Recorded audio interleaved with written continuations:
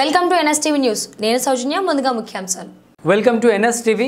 నేను రాజీవ్. ముందుగా హెడ్లైన్స్ చూద్దాం. కడప జిల్లా మైదుకూరు నియోజకవర్గంలో వివిధ అనారోగ్య కారణాలతో నష్టపోయి బాధపడుతున్న పలువురు బాధితులకు సీఎం రిలీఫ్ ఫండ్ కింద రూపాయలు 20,83,000 చెక్కులను సంబంధిత బాధితులకు మైదుకూరులోని వైసీపీ పార్టీ కార్యాలయంలో పంపిణీ చేసిన మైదుకూరు నియోజకవర్గ ఎమ్మెల్యే శెట్టిపల్లి రఘురామరెడ్డి, మైదుకూరు నియోజకవర్గ వైసీపీ సమన్వయకర్త శెట్టిపల్లె నాగిరెడ్డిలు.